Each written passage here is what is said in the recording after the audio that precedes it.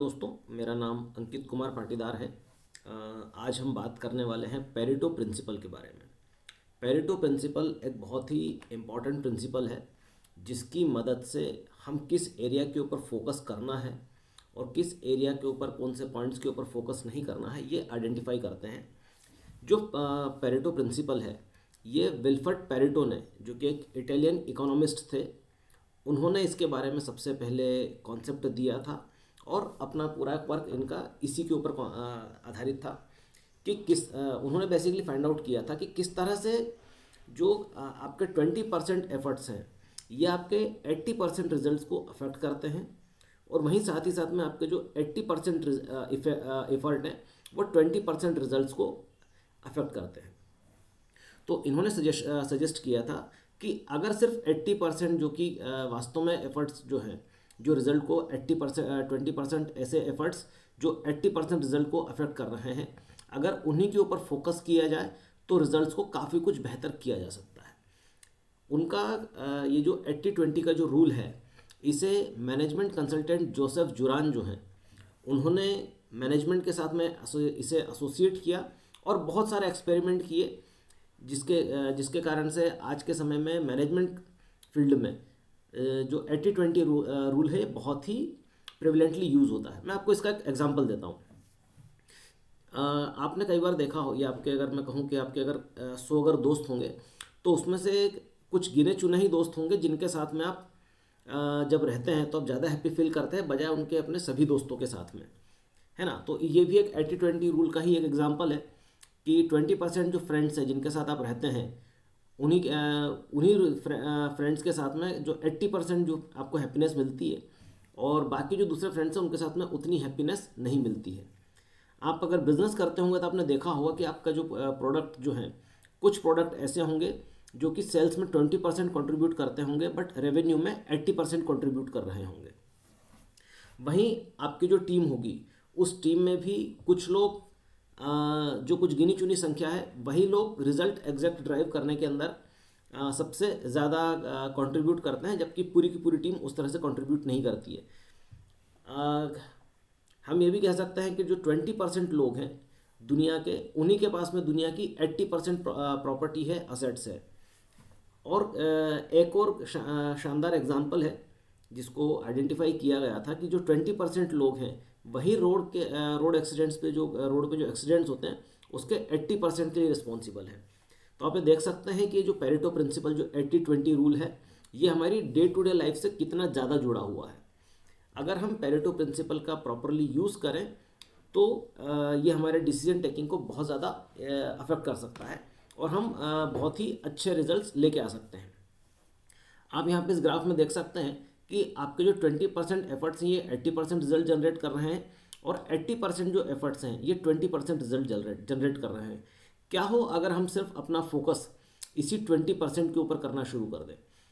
अगर हम इस 20% के ऊपर ज़्यादा से ज़्यादा फोकस करना शुरू करेंगे और तो हमारे जो 80% रिजल्ट्स हैं ये हमारे ज़्यादा बेहतर आ पाएंगे। मैं आपको इसका एक एग्जांपल देता हूँ।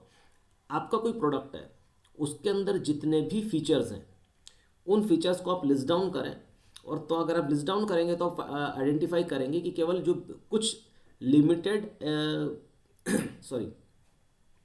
कुछ जो लिमिटेड फीचर्स हैं वही कस्टमर के सेटिस्फेक्शन में सबसे ज़्यादा कंट्रीब्यूट कर रहे हैं। अगर उन्हीं के ऊपर ज़्यादा फोकस किया जाएगा तो आपके कस्टमर ज़्यादा सेटिस्फाइड होंगे बनिस्बत उसके उन पॉइंट्स के ऊपर हम फोकस करें या उन फीचर्स के ऊपर फोकस करें जो कि बहुत कम रिजल्ट्स के अंदर कंट्रीब्यूट कर रहे हैं। तो हमने यहाँ पे अपने स्लाइड्स का टॉपिक भी दिया हुआ है कि आपका जो भी 80-20 का जो प्रिंसिपल है ये किस तरह से आपकी या ऑर्गेनाइजेशन की जो एफिशिएंसी है उसको बढ़ाने में मदद कर सकता है।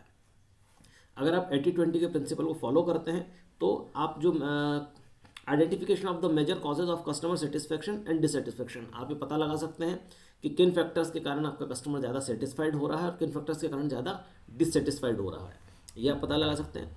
Identifying major product features responsible for attracting more customers, कौन किन प्रोडक्ट फीचर्स के ऊपर अगर आप काम करेंगे तो आपका कस्टमर ज़्यादा अट्रैक्ट होगा। Help in identifying focus area for customer satisfaction cost cutting, कौन कौन से फोकस एरिया के ऊपर आप अगर काम करेंगे तो कस्टमर सेटिस्फाई होगा, कॉस्ट कटिंग होगी। इसी के साथ में पेरेटो प्रिंसिपल का यूज़ आप कॉम्प्लेक्स डाटा को विजुअली रिप्रेजेंट करने के लिए भी कर सकते हैं, है ना। तो सिक्स सिग्मा के लिए हम कह सकते हैं कि पेरेटो प्रिंसिपल एक वरदान की तरह है, और अगर आप इसका यूज़ करते हैं तो आप बहुत ही शानदार रिजल्ट्स निकाल सकते हैं। पर एक चीज़ आपको हमेशा याद रखनी है, ये 80% एरिया जो है आप इसे कभी भी 0% के ऊपर लेके नहीं जा सकते हैं। जब भी कोई प्रोडक्ट हो गया उसके फीचर्स होंगे, तो अगर ये 20% है तो ये 80% भी वहाँ पर हमेशा मौजूद रहेगा।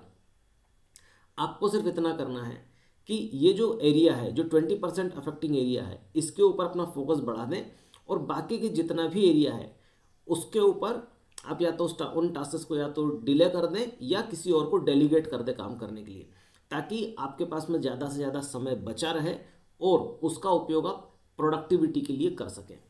ये जो पेरेटो प्रिंसिपल है ये हमारे टाइम मैनेजमेंट के लिए भी काम आता है, फोकस एरिया आइडेंटिफिकेशन के लिए भी काम आता है, और डेलीगेशन ऑफ टास्क के लिए भी काम आता है। अब हम चलते हैं कि हम इसको किस तरह से प्रिपेयर कर सकते हैं। तो सपोज करें एक ये हमने एक केस स्टडी ली हुई है जिसमें एक मेडिकल ऑफिसर जो है वो आइडेंटिफाई कर रहा है कि उनके जो मेडिक्लेम के जो क्लेम्स हैं वो रिजेक्ट हो रहे हैं। जब उन्होंने पूरा लिस्टिंग किया कि कौन कौन से क्लेम्स रिजेक्ट हुए हैं और वो किस कारण से रिजेक्ट हुए हैं, तो उन्हें कुछ ये इस तरह के आंकड़े मिले हैं। इन आंकड़ों को जब उन्होंने एक शीट के अंदर, या चाहे आप गूगल शीट का यूज़ कीजिए, एक्सेल का यूज़ कीजिए, जब पुट करके और जब उसे ग्राफ के अंदर प्रेजेंट किया, तो कुछ इस तरह का ग्राफ बन के आया। एक ट्रेंड लाइन शो हो रही है, और इस पूरे पॉइंट में आसानी से आप देख सकते हैं कि डुप्लीकेट क्लेम और टाइमली फाइलिंग ये दो बड़े कारण हैं जिनके कारण आपका जो क्लेम है वो ज़्यादा से ज़्यादा रिजेक्ट हो रहे हैं। तो इसलिए कोशिश आपको ये करनी है कि सबसे पहले इन फैक्टर्स को नलीफाई करें, उसके बाद में आप दूसरे फैक्टर्स के ऊपर काम करने की कोशिश करें। तो आप देख सकते हैं पेरेटो प्रिंसिपल के जो आप ये देख सकते हैं कि जो पेरेटो प्रिंसिपल है ये एक बहुत ही ज़्यादा इम्पॉर्टेंट टूल है, एक बहुत ही ज़्यादा इम्पॉर्टेंट टेक्निक है जिसकी मदद से आप अपने ऑर्गेनाइजेशन की परफॉर्मेंस को इम्प्रूव कर सकते हैं। अगर आपको पेरेटो प्रिंसिपल को लेकर अगर कुछ भी क्वेश्चंस हो तो आप मुझसे पूछ सकते हैं। Thank you.